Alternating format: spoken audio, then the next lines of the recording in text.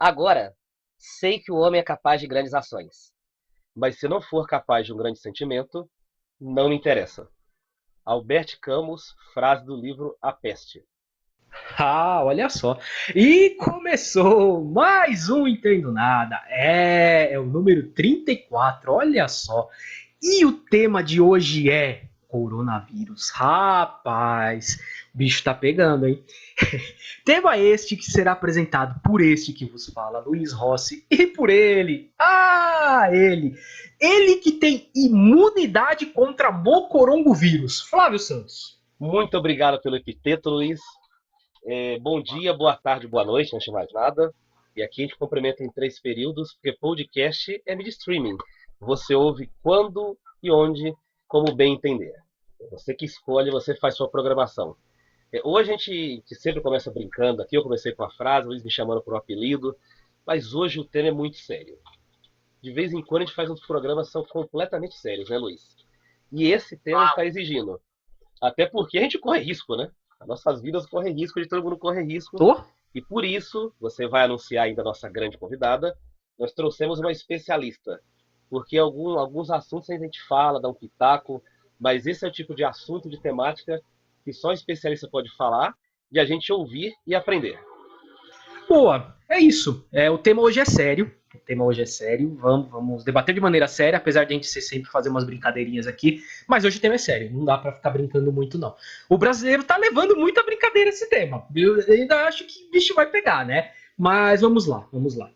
Vamos falar sobre o tema: coronavírus. A gripe que veio do Oriente. Rapaz, acostumada a ler sobre pestes e pandemia em livros de história, a humanidade ainda parece assustada depois que a OMS decretou que o planeta vive uma pandemia. Bom, essa palavra assusta, né? Pandemia assusta. Cuidados básicos de higiene, assim como máscaras e quarentena, viraram assuntos discutidos dos hospitais aos lares de qualquer lar ao redor do mundo. Para trazer luz e esclarecer numa época em que tateamos no escuro, vamos conversar com a doutora Camila Martini, infectologista do Hospital Emílio Ribas. Doutora Camila, quem é você? O que você faz? E eu já vou fazer uma pergunta aproveitando aqui. Afinal, o que é o coronavírus? Oi, Luiz. Oi, Flávio. Muito obrigada pelo convite para conversar com vocês hoje.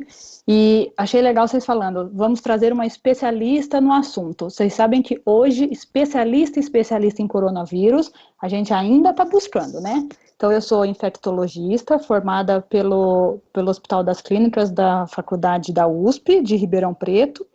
E hoje em dia eu sou médica do pronto-socorro do Emílio Ribas e do Centro de Imunizações do Hospital das Clínicas da USP. E aí vocês me perguntam, o que é um coronavírus, né? O que tem de diferente desse para os outros vírus? Então, o coronavírus a gente já conhece, é uma família, assim, que a gente já tem bastante, eles são causadores de doenças respiratórias, de uma forma geral. Alguns deles a gente sempre vê, assim, causando resfriados comuns, gripes. Tem alguns mais famosos que talvez vocês se lembrem, um de 2002, que teve também bastante repercussão no mundo, o da MERS, que foi em 2012, lá no Oriente Médio, e aí esses vírus causam infecções respiratórias e de vez em quando eles fazem algumas mutações ao infectar outros animais e a infectar humanos, e aí de repente aparece um novo. Então, esse agora, né, o SARS-CoV-2, que é o causador da Covid-19, ele é um vírus novo.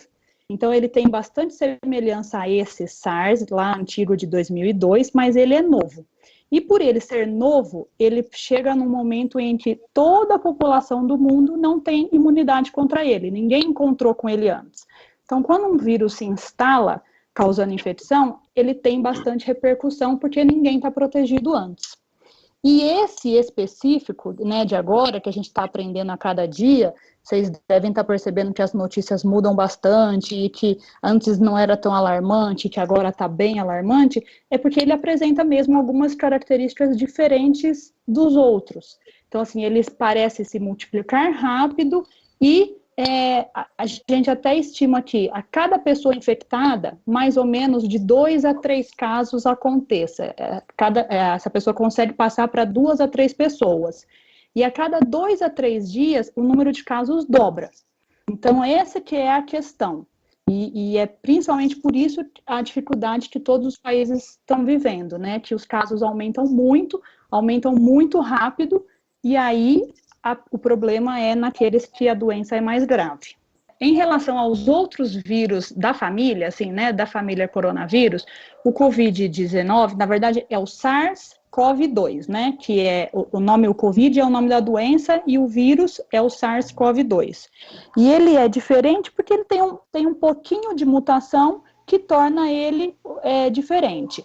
Em relação aos outros vírus que causam infecções respiratórias, aí a apresentação dele que difere, né? Então, se a gente for comparar, por exemplo, com o vírus da influenza, aquele que a gente tem a vacina, que todo ano a gente indica, o vírus da influenza, ele tem bastante potencial de gravidade, ele tem repercussões importantes, mas ele parece não se reproduzir, assim, a velocidade da infecção não parece tão rápida quanto aparece agora com a doença do Covid-19. Bom, falamos um pouco da doença, falamos um pouco por que pegando tanto nas pessoas, porque a gente não tem imunidade ainda, né? É muito novo, é muito recente, né?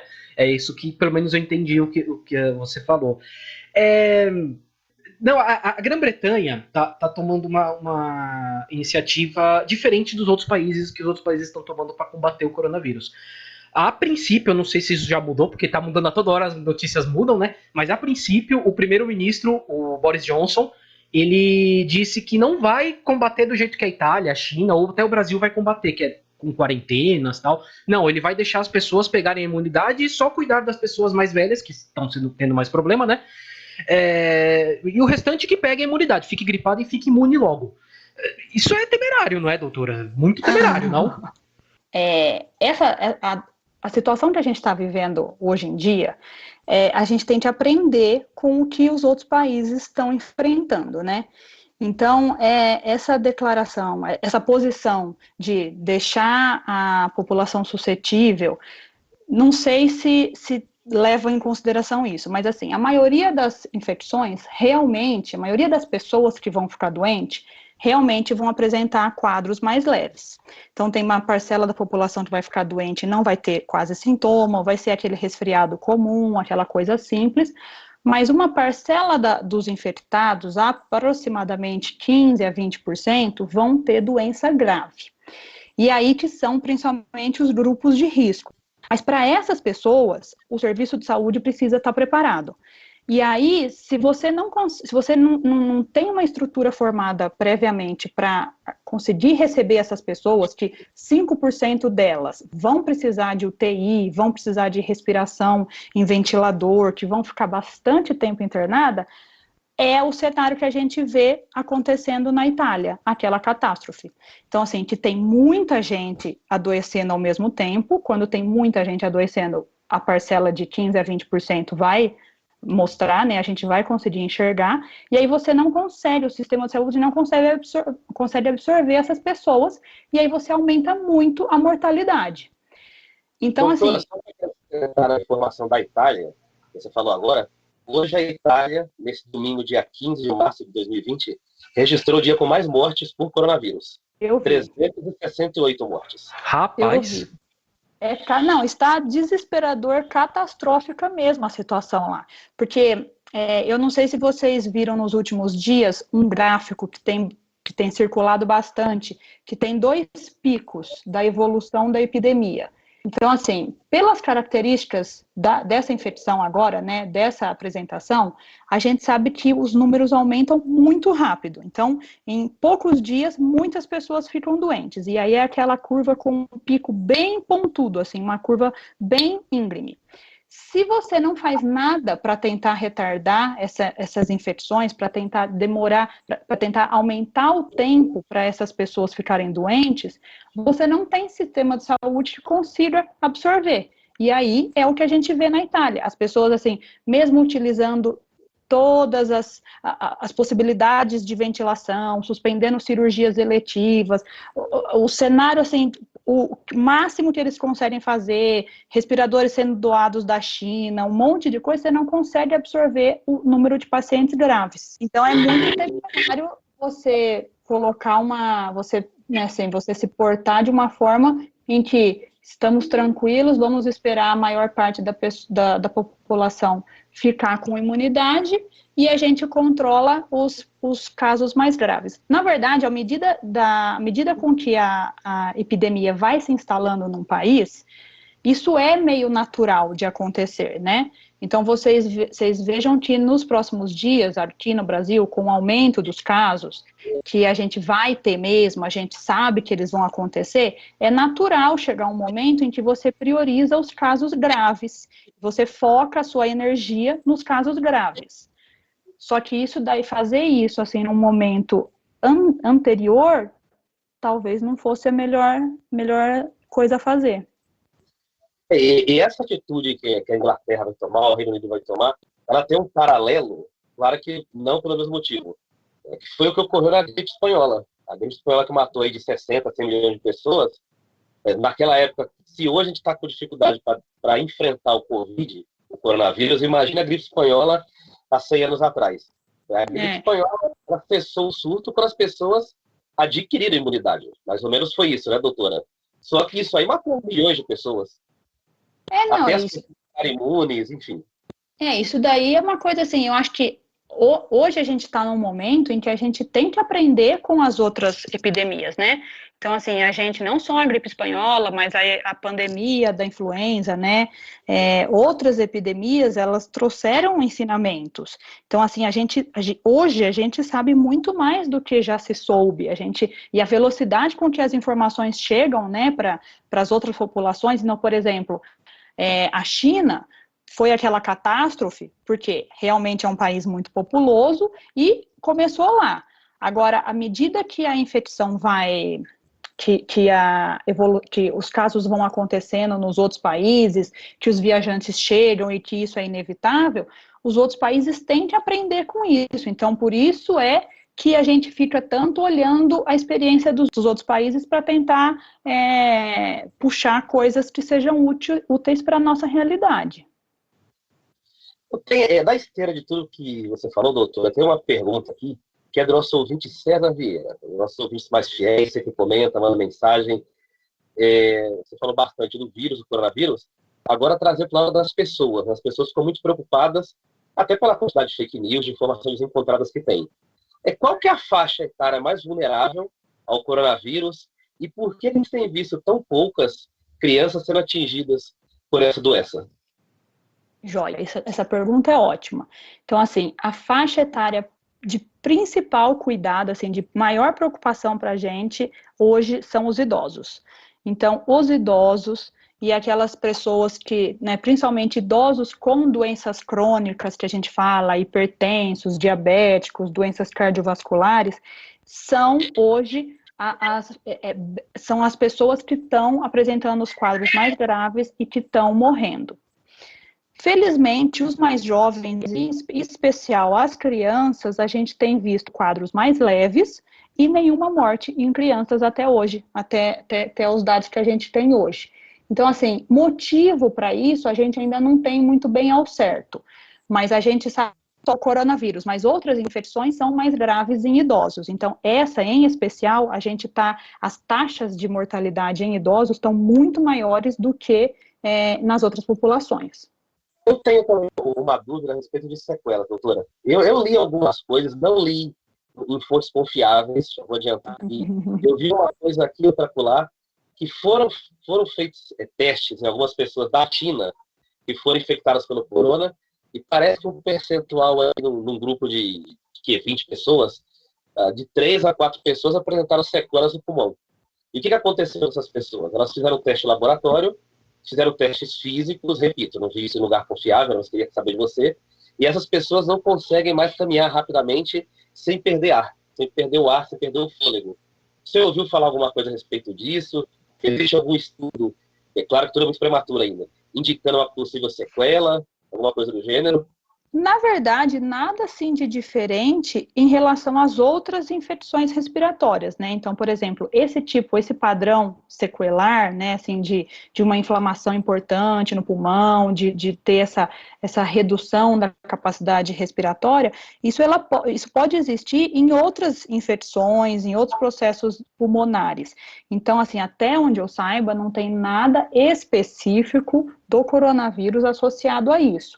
Lógico que quanto mais grave for o quadro, quanto maior acometimento tiver pulmonar, de inflamação, comprometimento dos dois pulmões, né, necessidade de ventilação mecânica, internação prolongada, você aumenta o risco de ter pneumonias por outros agentes nessa internação, então isso tudo aumenta o risco de você ficar com alguma sequela. Agora, específico do coronavírus, e que eu conheça, não. Eu também cheguei a ler isso aí que o Flávio falou, também fiquei na dúvida, falei, nossa, é complicado, se for isso mesmo, então estamos todo mundo ferrado aqui com os pulmões. Mas, então, saindo um pouco dessas questões, entrando na questão mundial, né? Porque a OMS declarou pandemia. E aparentemente, a partir do momento que essa palavra apareceu, pandemia, todo mundo realmente começou a dar importância. Qual que é o impacto disso, a importância da OMS vir declarar, ó, é uma pandemia? Isso daí, na verdade, a gente já esperava, né, que fosse acontecer de acordo com a evolução dos casos que a gente estava vendo, de acordo com o comportamento do vírus, né? Então, assim, nos primeiros dias, né, nos primeiros meses, a gente estava ainda esperando qual seria essa velocidade de propagação. Então, o fato de haver a declaração de pandemia não deveria mudar tanto essa compreensão popular do que está acontecendo, mas acontece, né, hoje em dia a gente vive esse mundo digitalizado em que as informações são muito rápidas, e aí essas mesmas informações rápidas de confiança chegam ao mesmo tempo do que as de não confiança. Então, o fato de haver pandemia significa que a doença está mesmo em muitos países, né, em todos os continentes, e que aí os países precisam tomar atitudes, principalmente nessa questão que eu estou falando, de tentar desacelerar a propagação da doença. Então, assim, cada país toma essas medidas de acordo com suas políticas próprias, e aí a gente fica muito embasado no que está sendo feito para controle nos países que já estão com menos casos. Então, por exemplo, a China conseguiu realmente reduzir drasticamente o número de novas infecções, instituindo as medidas muito severas de restrição, né? Lógico que não estou falando especificamente das medidas deles, mas assim, quando a gente parte para esse momento de rever, adiar ou cancelar eventos, rever reuniões, dar preferência a horários alternativos de trabalho remoto, raciocinar o horário letivo estudantil, né, fazer afastamento, antecipação de férias, isso é tudo para tentar evitar a velocidade, a rápida velocidade da infecção, né, da epidemia no país, para aí tentar diluir o número de casos ao longo dos meses, dos dias e meses, para não sobrecarregar o sistema de saúde. Quando a OMS declara a pandemia, a tentativa é cada governo se organizar da melhor forma para evitar, para tentar conter o número de novos casos na velocidade com que a gente está vendo. Doutora, eu e o Luiz, antes de passar para outra pergunta que está no roteiro, o Luiz, ele sugeriu essa pergunta, né? Vou aproveitar o ensejo aqui. Boa. Eu e ele, a gente vai para academia e tal, né? E a gente sabe que a academia as pessoas ficam suadas, pegando nos aparelhos, muito próximas das outras. Me parece, como leigo, parece com o Luiz também, que é uma coisa que é um ambiente muito favorável à contaminação e proliferação de vírus. Você acha que tem que se fechar a academia também? Tem que baixar uma norma, algum tipo de decreto para que esse ambiente não funcione? E parque público, para quem frequenta a academia, é uma alternativa mais saudável, melhor? Então, isso daí, a gente tem que pensar muito, assim, para quem estiver ouvindo a gente tem que contextualizar um pouquinho em que lugar que a gente está falando isso. Então, assim, hoje, a gente sabe que as duas cidades onde a gente tem mesmo comprovadamente a transmissão comunitária, né, o vírus está circulando mesmo entre a gente, são São Paulo e Rio de Janeiro. Essa realidade ainda não é a que a gente vê nas outras cidades, né? Assim, até onde eu saiba hoje, a gente não tem isso acontecendo nas outras cidades. Então, assim, tomar essa atitude de fechar todos os estabelecimentos é uma atitude que tem que ser mesmo muito pensada. Por isso a importância da gente pensar para quem é que a gente está indicando as medidas. Então, por exemplo, como a gente sabe que os idosos são, e as pessoas com doença crônica, né, com imunossuprimidos de uma forma geral, como eles são a população de maior risco para apresentar doença grave pelo coronavírus, essas pessoas não devem frequentar esses ambientes. Então, assim, independente da academia estar aberta ou fechada, elas não devem ir. A população jovem, desde que esses espaços, eles sigam, né, as orientações que estão sendo liberadas pelo Ministério da Saúde quase que diariamente, de trabalhar com horários alternativos, de aumentar a disponibilidade de antisséptico, de torneira, de água com sabão, desde que sigam, a princípio não há nada de contraindicação absoluta. Em termos individuais, espaços públicos, a gente consegue esse controle de aglomeração muito melhor, né? Porque aí as pessoas conseguem um espaço maior entre elas, né? E não vai haver compartilhamento de objetos, essas coisas que a gente encontra na academia. Mas falar de comprovadamente a gente decidir ser melhor, orientar, fechar a academia, isso daí é muito complicado sem a gente levar um contexto por trás. Eu pensei nessa questão porque, assim, eu vi muita gente já não indo na academia e eu acho que a minha academia aqui vai fechar. Pelo que eu entendi, eles vão fechar aqui. Isso daí eu acho que é até super legal da gente falar, porque, assim, diferente dos outros momentos, né, que a gente tem, de outros momentos de epidemias, essa que a gente está vendo, justamente por esse comportamento, dessa velocidade, desse grupo de risco que a gente está encontrando, o principal que a gente tem hoje que mexer com as pessoas é nesta questão de não pensar no individualismo exclusivamente. Então, por exemplo, eu, né, adulta, jovem, saudável, se eu for, provavelmente eu não estou me expondo a um risco grande de adoecer de forma grave. Não que isso não possa acontecer, isso pode acontecer, mas o risco individual meu não é tão importante.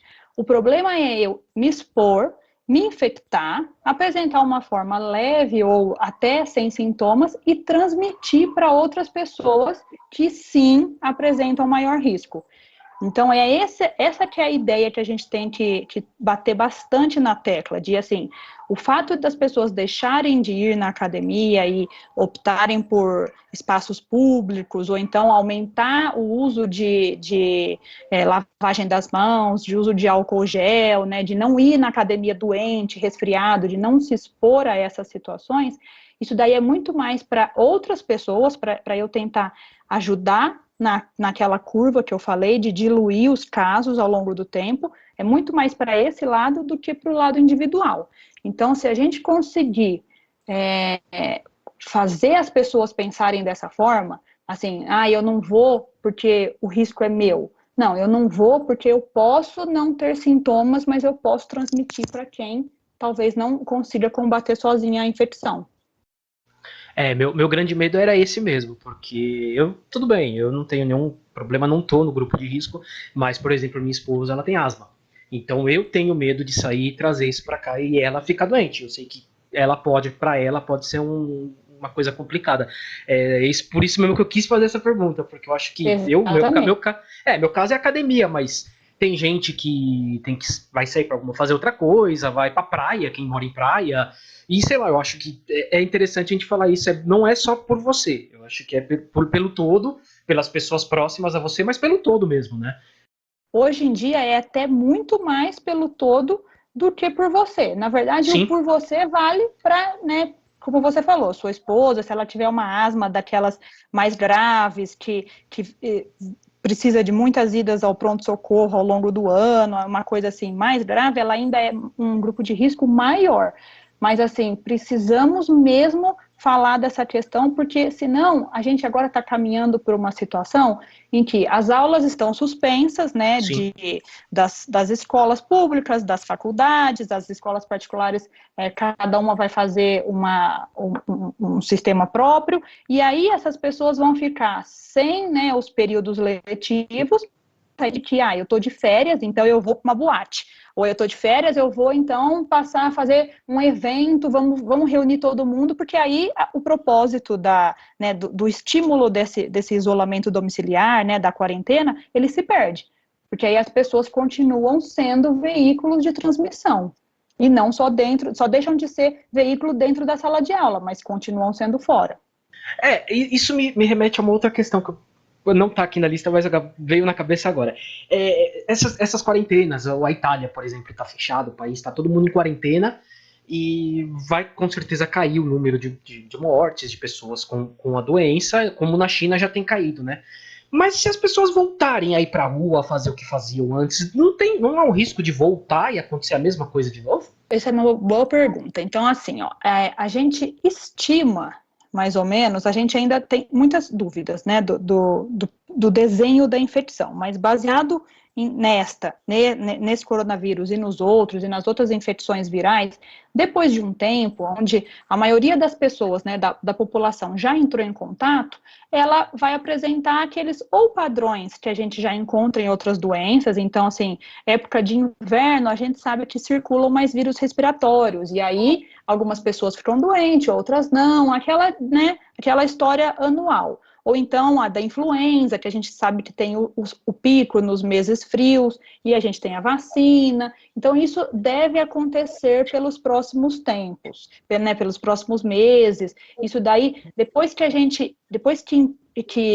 a maior parte das pessoas é infectada, é exposta a um novo patógeno, muitos vão desenvolver imunidade e aí ele fica circulando em níveis mais baixos na população com alguns picos esporádicos. E também, nesse outro momento, possivelmente a gente vai ter outras metodologias de prevenção. Então, aí pode ser que a gente já tenha, nesse momento, uma vacina, mas isso, assim, falar de se agora, nessas próximas semanas, isso pode ter um impacto negativo, é difícil dizer, porque a gente não sabe ainda se uma pessoa pode se infectar de novo, depois de um quadro agora já prévio, isso a gente ainda está estudando. Eu vou fazer uma pergunta de um ouvinte aqui também, que é o Demétrios dos Santos. Aliás, ele é um ouvinte e um participante, né? Ele vai participar mais com a gente aqui. Já entrevistamos ele 2 vezes, vários outros temas. E ele mandou uma pergunta bem legal. E acho que vai servir pelo caminho que a gente está tomando aqui. Bom, a pessoa ficou doente, mas ela não é um caso grave. Ela pegou a doença, tá, com o Covid-19, mas não é um caso grave. Como essa pessoa pode fazer o tratamento em casa? Tem algum medicamento? Esse medicamento de gripe que a gente compra na farmácia serve? E como funciona, doutora? Então, excelente pergunta, e essa é muito, muito importante a gente lembrar. Então, os doentes que estão doentes e que não têm sinais de gravidade, realmente eles devem ficar em casa, igual o Demetrios falou. Então, assim, a gente deve cuidar, ter atenção com os sintomas de gravidade. Então, por exemplo, falta de ar, febre muito alta que não baixa depois de 2, 3 dias, dificuldade para respirar, desidratação, sintomas bem mais graves, são esses que devem fazer a gente ir ao pronto-socorro. Mas se a gente não tem, se tem aqueles sintomas tipo de um resfriado, de uma gripe, né, aquela coisa, corpo ruim, tosse, nariz escorrendo, pode ter um pouco de febre, o melhor a fazer é ficar em casa, em repouso e com os remédios que a gente fala sintomáticos. Então, pode usar remédio de gripe, pode usar remédio para dor, muita hidratação. A gente sabe que esses quadros, eles melhoram bastante com hidratação e com cuidados mesmo, assim, de hábitos saudáveis de alimentação. Não tem nada específico ainda para matar o vírus, né? A gente tem vários protocolos em andamento para tratamento, mas até o momento nenhuma droga específica para tratar esse coronavírus. Eu queria perguntar, doutora, 2 coisas. A primeira, a necessidade de usar máscara. Realmente é recomendável que eu, Luiz, todo mundo use máscara? Tem essa necessidade? E a segunda eu vi em alguns sites oficiais do governo, do Ministério da Saúde, dizendo que daqui a alguns dias as pessoas que tiverem sintomas de coronavírus, ou tiverem suspeitas, elas não vão ser examinadas, só em casos mais graves. Aliás, ser examinadas não, ser testadas, para ver se dá positivo ou negativo. E eu imaginei aqui cá com meus botões. Isso pode gerar uma subnotificação. O cara pode chegar no posto com sintoma de coronavírus, só que ele não está no estado grave, no estado que merece maiores cuidados, o médico manda ele para casa. Então, eu estou errado em pensar que isso pode gerar uma subnotificação. E a questão das máscaras. Joia. Então, ó, Flávio, a questão das máscaras, importantíssima. Então, não é para gente sair de máscara na rua. Então, assim, quem usa máscara é quem está doente. E quem está doente, idealmente, não é para estar na rua, né? Então, a gente está pedindo para todo mundo ficar em casa e sair somente o necessário. Então, vamos supor, eu estou doente, mas eu preciso ir buscar uma medicação na farmácia, eu preciso sair para comprar alguma coisa rápida. Então, eu, com sintomas gripais, uso máscara. Aquela máscara branquinha mesmo, farmácia, e, por exemplo, se tiver alguém junto comigo, também usa máscara. Pessoas saudáveis, ou mesmo que não sejam saudáveis, mas que não estão com sintomas, não tem benefício da gente usar a máscara nesse momento. Por quê? A máscara, ela dá uma falsa sensação de segurança. E aí, o que acontece? A gente, essa infecção, né, os vírus, a gente está vendo que eles são principalmente quando a gente fala, tosse, e eles caem nas superfícies onde a gente disponibiliza essas secreções. Então, alguém que espirrou, que tossiu sem cobrir, sem usar lenço, né, e depois a outra pessoa vem, passa a mão naquela superfície, e aí uma mão contaminada, você pode levar o rosto, você pode coçar o olho, você pode coçar a boca, mesmo na hora de tirar a máscara em casa, e aí você pode se contaminar. Então, o uso da máscara sem indicação, sem precisar usar, ele está muito mais associado a infecções desnecessárias, porque aí você se infecta, do que benefício. Então, o melhor a fazer para quem não tem sintoma e que está fora de casa é a atenção às medidas de precaução mesmo. Então, se possível, andar com álcool em gel e usar várias vezes ao dia, principalmente na hora, né, de pegar em algum lugar que outras pessoas pegaram. Atenção a que se alguém tiver com sintoma perto de você, evitar ficar perto dessa pessoa, ou então se você for espirrar, se for tossir, cobrir com a parte de dentro do cotovelo, ou então com lenço e jogar. Mas o uso de máscara por quem não tem sintoma, a gente não aconselha, inclusive é o que está acontecendo agora aqui. Quem vai precisar, né, dessas máscaras, os doentes e os profissionais de saúde que estão atendendo essas pessoas doentes, a gente já começa a ver uma indisponibilidade delas para vender, porque está todo mundo tentando garantir o seu estoque domiciliar sem indicação. Então, isso é muito ruim. Isso a gente tem que falar mesmo, e que quem está de máscara é porque está com sintoma. Se está com sintoma, precisa ficar em casa, certo? E aí a segunda que você falou, agora eu esqueci. Da subnotificação. Então é assim, isso na verdade acontece com outras doenças. Então, assim, por exemplo, vou fazer o paralelo com a dengue. Então, a dengue, quando a gente sabe que ela acontece, e que quando a gente tem surtos, né, de picos epidêmicos de dengue, a gente notifica todo mundo, mas especificamente os casos graves. O que acontece? Não é que a gente para de notificar os casos leves, é que a gente agora, do coronavírus, a gente agora, quando chega nesse momento, a gente assume que eles sejam. Então, eles são notificados como, mas eles só não entram na estatística dos exames, entendeu? Isso daí, na verdade, acontece porque a gente acaba, assim, com o aumento dos casos, a gente acaba tendo menos opção de recurso mesmo. E ainda mais no atual cenário, onde muitas pessoas sem sintomas estão colhendo o exame. Então, hoje a gente está vivendo um cenário em que, assim, a gente está fazendo um esforço, inclusive com a classe médica, de não pedir exames de coronavírus para quem não tem sintoma.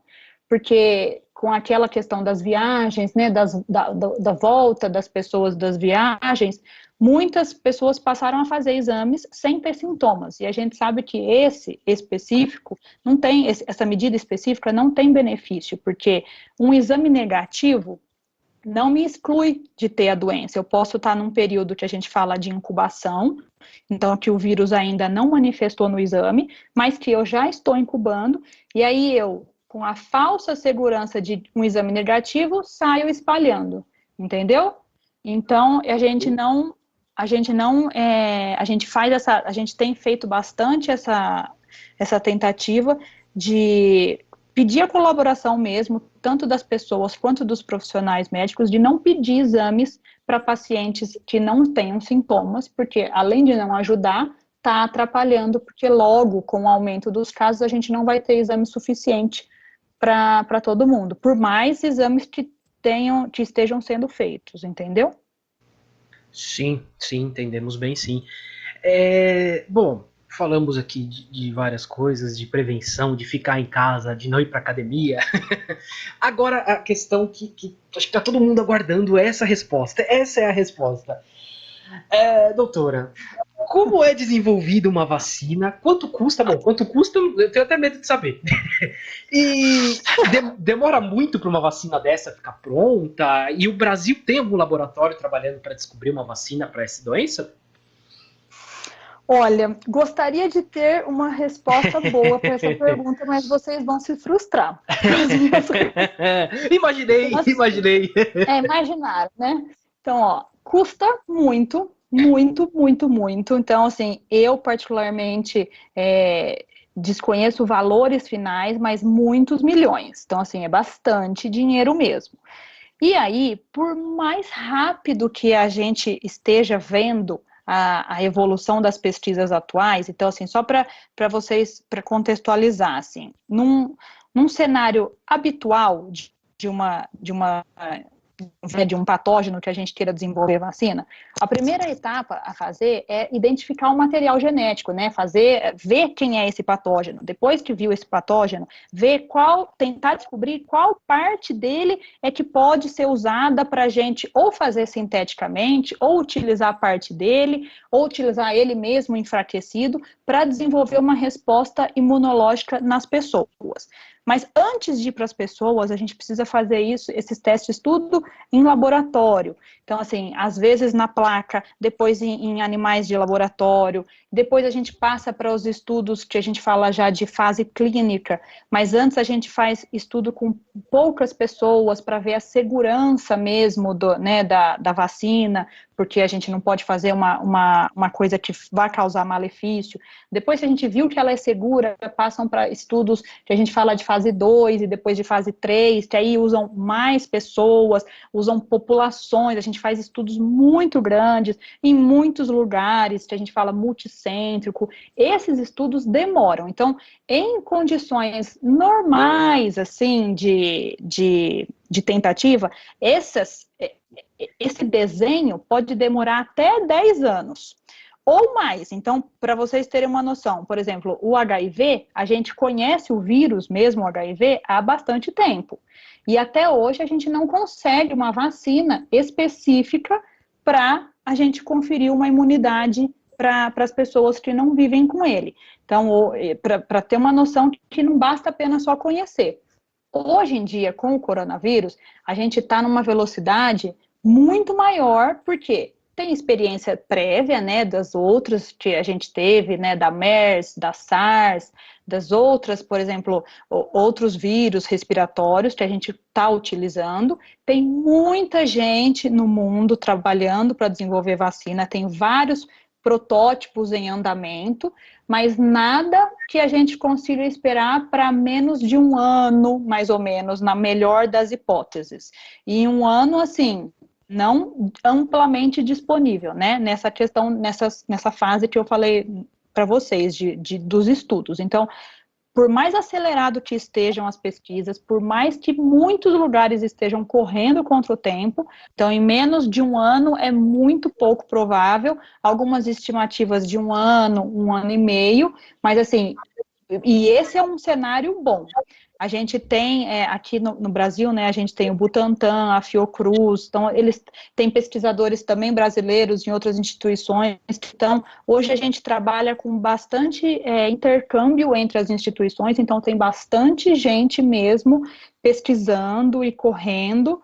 Vocês devem, né, ter visto que a identificação do genoma lá do primeiro caso foi muito rápida, então, assim, tem bastante gente correndo, mas muito rápido a gente não consegue garantir. E também tem outra questão, que às vezes a gente corre, né, os pesquisadores correm, e aí a doença entra numa situação de baixa, né, assim, num número mais baixo, ou então sai do que a gente fala da sazonalidade. Então, vamos supor, passa o inverno e aí ela cai em níveis menores. Então, fica difícil depois definir, nesse cenário da doença já em pouca circulação, se a vacina que porventura esteja sendo utilizada nos testes, se ela é boa, se não é. Então, tem muitas variáveis para a gente pensar numa vacina estar em comercialização, entendeu? Entendi. Não, entendi sim. Já que falamos em vacina aqui, me veio outra questão. A tal vacina da gripe que a gente toma todo ano, né? A gente não, né? As pessoas que estão no grupo de risco tomam todo ano. Inclusive, a desse ano aqui, eles estão adiantando, né, a época da vacina por causa do coronavírus. Se uma pessoa pegar a gripe, que essa é a influenza, né? A gripe influenza, né? Que é a gripe que todo ano atinge muita gente aqui no Brasil e em vários lugares do mundo. A pessoa pegou essa gripe, ela é mais suscetível a pegar o coronavírus ou sofrer as consequências do coronavírus?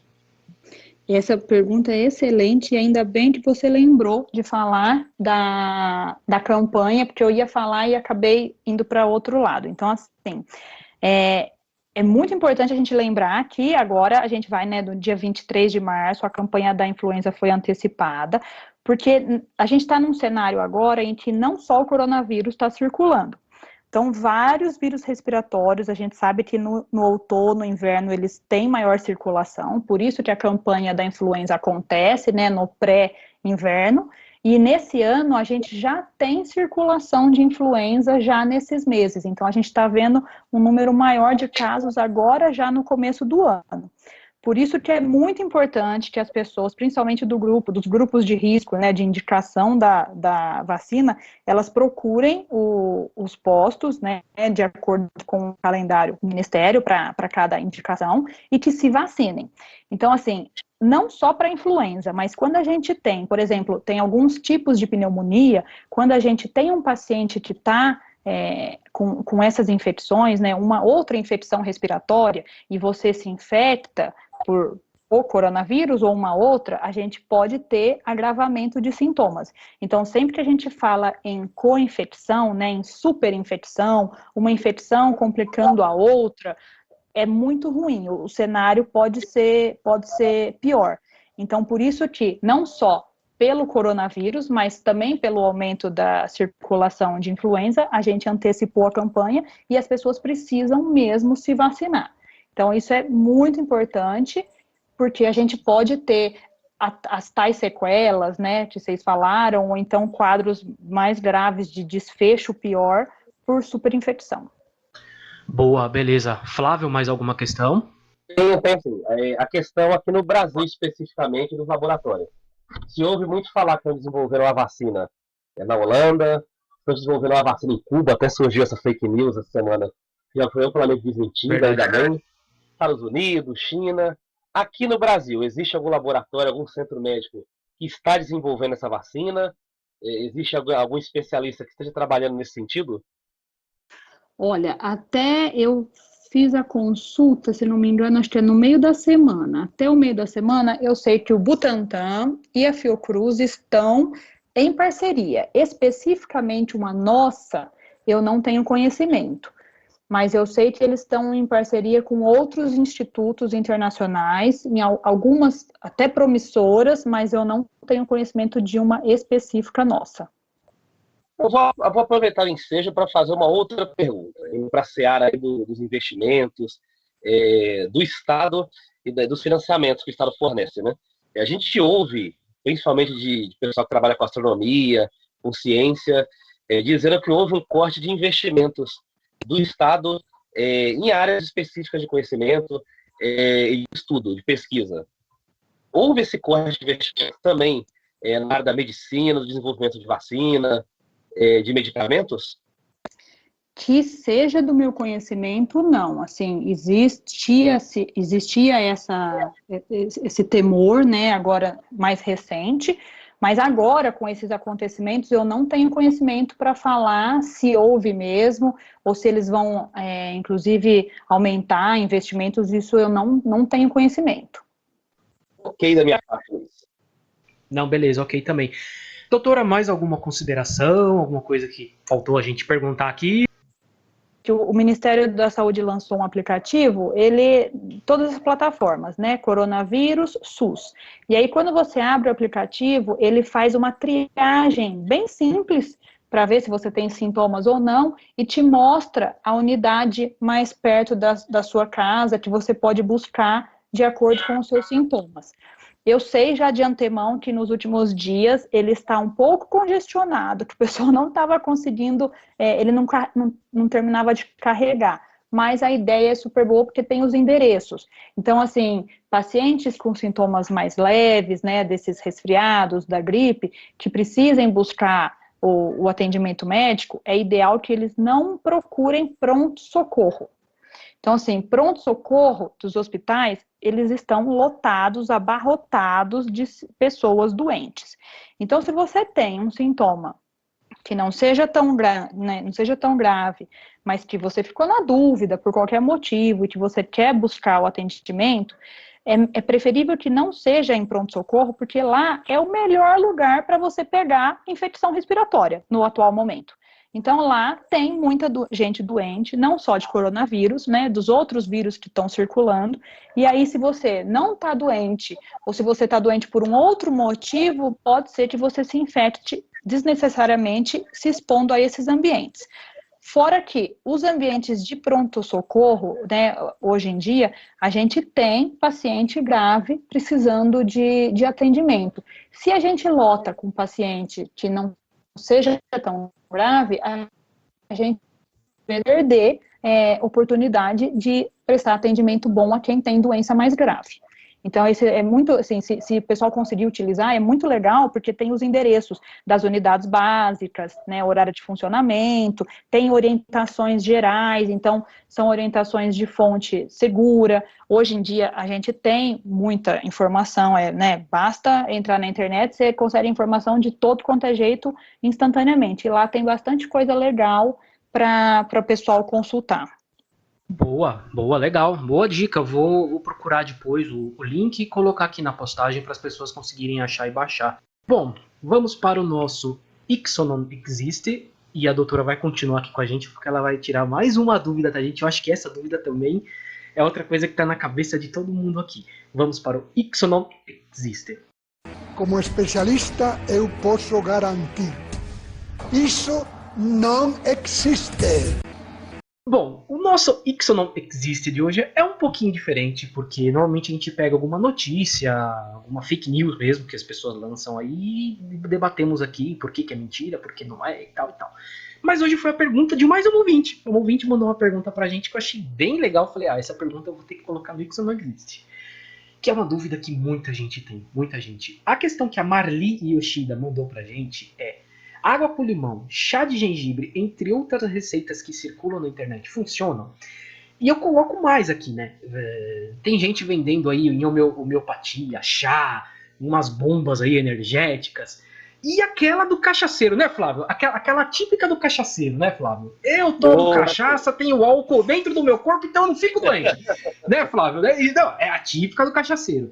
Doutora, explica aqui pra gente. Essas receitas aí funcionam? Não funcionam. Então, assim, isso daí é muito importante. Não é que não funcionam, não é um sentido pejorativo que eu quero dizer de não funcionam. Então, hoje a gente sabe que não existe uma receita milagrosa específica para combater o vírus.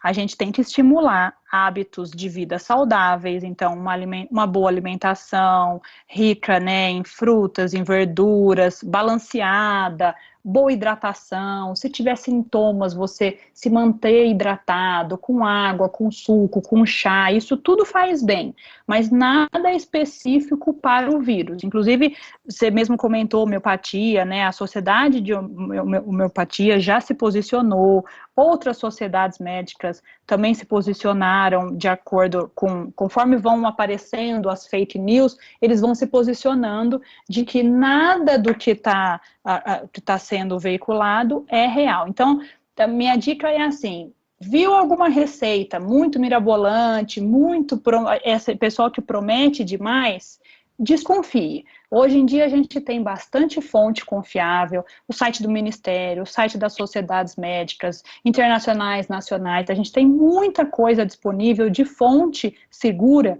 e que não comprova nada do que está sendo veiculado. E também aquela coisa, quando uma pessoa, como é que é aquela frase? Quando o santo é muito bom, quando o milagre é muito bom, o santo desconfia. Então, nada é tão fácil, e se fosse assim, a gente não teria esse cenário que a gente está vendo nos outros países, né? Então, não é mais fake news mesmo. É isso aí, viu, Flávio? Não adianta você tomar seu whey, seu BCA, sua creatina aí, que não vai adiantar, viu? Para o coronavírus não serve. Eles até falaram aí da receita do cachaceiro, inclusive, eu não sei se foi o Irã, talvez tenha sido o Irã, mas que registrou várias mortes por ingestão de álcool na tentativa de combater. Então, as pessoas morreram tentando matar o vírus com ingestão de quantidades abusivas de álcool. O Irã, eu acredito que o Irã, agora sim a gente tem chegado pouco de informação a respeito do Irã, né? Não sei se o governo lá está controlando, mas desde o início, quando a pandemia começou lá, quando as contaminações começaram lá, ele foi um país que registrou taxas de letalidade muito maiores que os outros. Justamente porque o governo lá tenta esconder as coisas, colocar embaixo do tapete, e pela desinformação que existe na população. Não existe informação oficial circulando a contento, né? Então esse episódio aí e alguns outros que ocorreram foram na esteira disso aí, né? O governo não toma dianteira, não fala, aí a população fica à mercê de fake news, de bizarrices, enfim. Triste, mas real. Sim, triste, mas real. É isso. A parte da entrevista tá fechada. Eu agradeço demais pela doutora estar aqui com a gente, mas vamos continuar para as dicas culturais. Eu tinha pedido para a doutora para ela pensar em alguma coisa, até porque a gente vai ficar em quarentena. A gente tem que ver alguma coisa, ler alguma coisa. Não, tem que ficar em casa, tem que fazer alguma coisa. Não dá, entendeu? Então a gente vai ter que ter alguma coisa para ler, para fazer. Olha, doutora, você tem alguma dica? Você trouxe alguma coisa? Eu tenho, eu pensei. Boa. Pensei justamente nesse momento de casa, né, um momento domiciliar, pensei num livro para indicar. Puxando para o lado infectológico, né? Lógico. Boa, então eu pensei em indicar o livro que chama Histórias da AIDS, que ele é do Arthur Timerman e da Nayara Magalhães. O Arthur, ele foi um infecto, ele faleceu ano passado, um infecto do Emílio Ribas, e o livro é super legal, ele é um livro curtinho, mais ou menos, assim, no começo dele são histórias mesmo de pacientes, então tem uns causos bem legais, e depois a metade final do livro é como se fosse um panorama do HIV, né, da história do HIV, bem simples de leitura, assim, bem rapidinho, é uma delícia. Que legal, gostei. Eu vou procurar até para depois colocar o link aqui para as pessoas conseguirem achar onde tem para baixar e tal. E Flávio, você também tem uma, né? Tem sim. O meu também é um livro, né? Já que a gente vai ficar muitos dias em casa, tem que ler e-book, livro físico, tem que abastecer a estante, né? E haja a série da Netflix também, que a gente assistir em casa nesses dias. Bem, o livro que eu vou falar tem totalmente a ver com o momento atual. É A Peste, do escritor argelino Albert Camus. Ele narra, é fictício, mas baseado em fatos reais, ele narra o isolamento da cidade de Oran, que dá a entender que é na França a cidade, e a cidade fica completamente isolada, e mesmo assim ela é dizimada pela peste. É uma peste que foi transmitida e que foi espalhada por ratos. O que dá a entender também, são duas coisas que são subentendidas, tanto o local exato quanto a inspiração. Mas tudo leva a crer que foi inspirada na peste bubônica da Idade Média, que era transmitida pelas pulgas de rato. A contaminação se dá do mesmo modo nesse livro, e é legal a gente ver esse tipo de coisa, porque assim, eu ouço muita gente reclamando, tá exagerando, mas estão semeando medo. E eu acho que, curiosamente, nesse momento, claro que tem um programa aqui, outro acolá, mais, com um viés mais sensacionalista. Mas eu não estou vendo, não. Eu estou vendo a imprensa, a mídia de forma geral, não puxando a sardinha para o meu lado, mas assim, até de uma maneira bem ponderada, sendo bem responsável. É que as medidas têm que ser tomadas. Se a gente não quiser viver uma nova gripe espanhola, não quiser viver uma nova peste bubônica que matou mais de 200 milhões de pessoas, somando as duas, nós temos que tomar essas medidas. E a gente tem que dar graças a quem de direito por ter essas medidas, por a gente estar isolado, por ter restrições, porque assim não se espalha e se evita mais mortandade. E nesse livro, a pessoa que lê vai entender por que medidas como essas são tão vitais. No livro em si, a cidade fica isolada, claro que era um tempo de menos tecnologia, de menos informação, e não surtiu tanto efeito. Mas hoje a gente tem uma série de medidas, uma série de contenções que acabam nos protegendo de uma forma muito melhor do que há décadas e séculos atrás. Você sabe que quase eu trouxe esse livro também de dica, né? Muito bom esse livro, né? Ele é muito legal.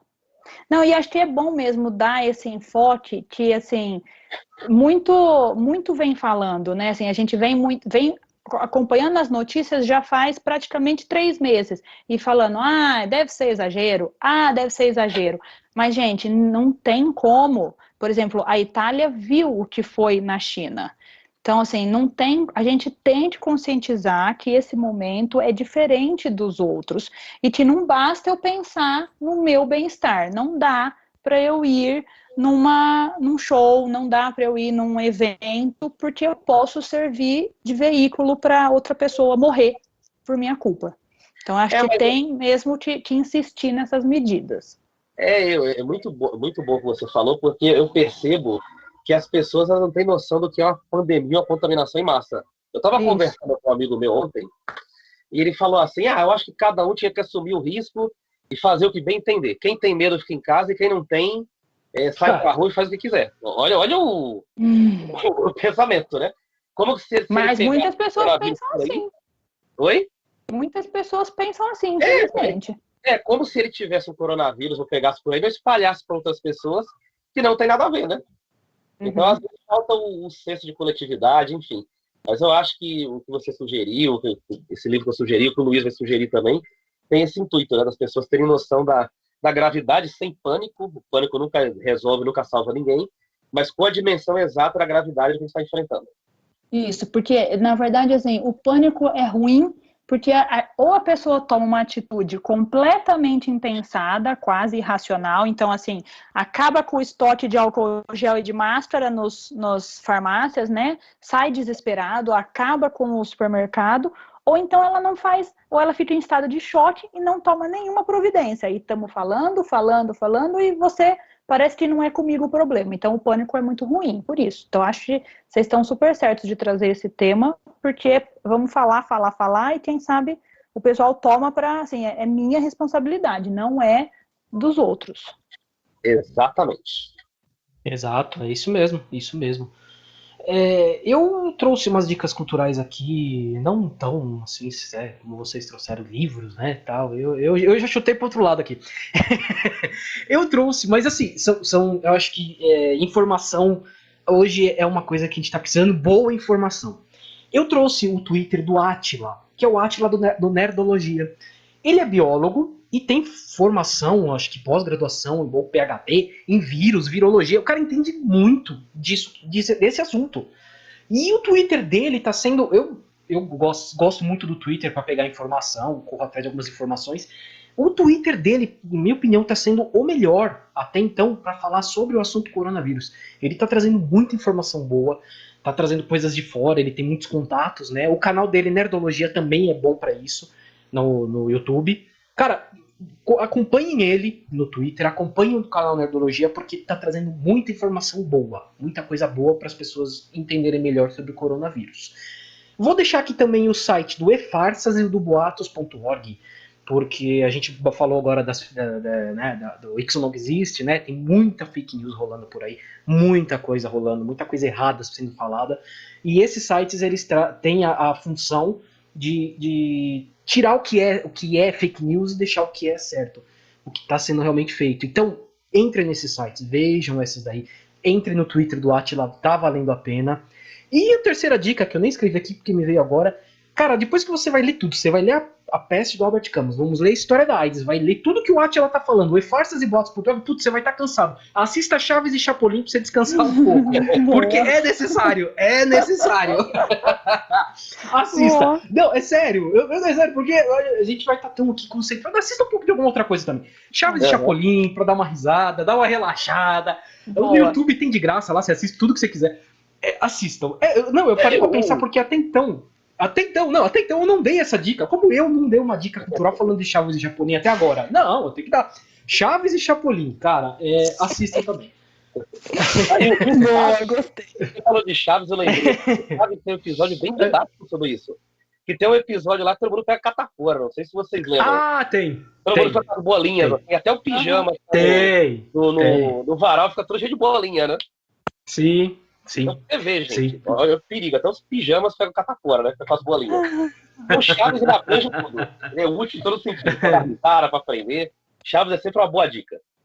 Sempre. Não, é sério. Essa dica. É imortal. Não, e eu sou muito fã, então assistam Chaves e Chapolin, porque é bom pra gente espairecer a cabeça um pouco. Olha, tá sendo necessário. Necessário. Não, muito necessário. Eu só queria trazer um último dado aqui, Luiz. Pode falar. Só um último dado que saiu agora no estado de São Paulo, na Folha de São Paulo, que só de ontem para hoje, o Brasil ganhou 55 novos casos confirmados de coronavírus, atingindo agora 176. Então você vê, já 2-3 semanas atrás, a gente estava com aquele caso do senhor de 65 anos que veio da Itália. Foi o primeiro caso. E agora a coisa está crescendo em progressão aritmética e daqui a pouco geométrica, né? 55 novos casos aí nas últimas 48 horas. Por isso as medidas são tão importantes, senão já vamos pipocar casos graves com necessidade de muita atenção hospitalar. E se for de uma hora para outra, esse que é o risco, né? Esse que é o problema. Sim, o problema é a questão dos hospitais mesmo, né? Mas é isso. Flávio, você tem algum salve? Eu quero mandar um salve para a Ariadne Penha, que eu conheço desde a infância. Ontem, quando eu postei no status, coloquei no Facebook o episódio do agente penal, Cláudio Cunha, que deu uma bela entrevista para a gente alguns dias atrás. Ela ficou interessadíssima no tema e na hora ela foi ouvir o episódio. Ela trabalha nas Casas Bahia, deu um jeito lá de ouvir e foi ouvir o episódio. Então eu quero mandar um grande beijo para ela e depois ela vai mandar uma mensagem pra gente, dando feedback, o que ela achou do episódio. Beijo, Ariadne. Boa. Doutora, você tem algum abraço, um beijo para mandar para alguém? Eu quero fazer, sempre quis mandar um beijo. Manda, à vontade. Quero mandar um beijo para minha irmã, Marília. Olha, que legal. Que legal, manda mesmo, não, tem que mandar. Abraço, beijo, isso é bom. A gente manda sim, manda e fala, ó, você vai ouvir porque eu mandei um beijo.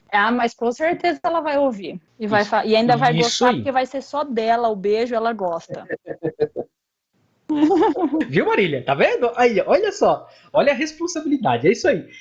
É isso aí, gente. Vamos partir pro encerramento. Eu vou passar os canais de contato aqui primeiro, que é o e-mail entendonadapodcast@gmail.com, o Facebook, que é o Entendo Nada Podcast, o Instagram, que é o @entendonadapodcast, o Twitter, que é o Entendo N Podcast. Eu sempre vou explicar por que Entendo N Podcast, porque tem alguém lá que já tá usando Entendo Nada desde 2011, não publica nada, mas eu não posso usar o Entendo Nada que tá no Twitter. Então eu tive que criar uma coisa aqui que ficou meio estranha, que é o Entendo N Podcast. E YouTube, eu peço para vocês entrarem no YouTube, procurarem lá Entendo Nada Podcast, inscreverem-se no canal, porque eu preciso de um número de inscritos para eu poder criar um link no YouTube que seja mais bonitinho, né? Então, por favor, entre no YouTube e inscreva-se no nosso canal. Não tem nada de vídeo ainda, a gente pretende lançar algumas coisas em vídeo lá, né? E Flávio, a gente tá pensando em algumas coisas aqui. Mas para quem não tem a manha de ouvir no Spotify ou de algum agregador de podcast, pode ouvir no YouTube. A gente deu uma maneira de tentar facilitar para poder ouvir no YouTube, que é mais prático. E é isso, doutora. Agradecemos demais. A gente imagina a sua vida como tá esses dias. Deve estar assim, uma correria total. A gente conseguiu gravar no domingo. A gente tá gravando no domingo, dia 15 aqui. E foi o dia que a gente conseguiu gravar. Vamos lá. Agradeço demais mesmo a presença de você aqui. Eu agradeço muito o convite. Espero que as pessoas gostem, que tenham dúvidas, que falem sobre o assunto. Quanto mais a gente falar, mais vai ser importante para o atual momento. Eu quero agradecer muito por você ter aceito o convite para a entrevista. Como o Luiz disse, a gente imagina como está a sua agenda, a sua vida, a correria que está. Quando eu te convidei para a entrevista, você foi muito solícita, foi muito gentil comigo, com o Luiz, com a gente de forma geral. E foi informação muito valiosa. Conversar com a especialista do seu nível, com alguém que entende de fato do assunto, para a gente é muito importante, porque a proposta do podcast é essa. A gente não entende nada, tanto que o título é esse. A proposta é fazer gente como você que esclareça as coisas sobre assuntos que estão aí em voga, preocupando as pessoas, ou empolgando as pessoas quando são coisas positivas. Então, obrigado, muito sucesso na sua vida, muita felicidade no seu lar. Você falou do bebê numa conversa comigo, né? Um beijão para a bebê. Qual que é o nome dela, da bebê?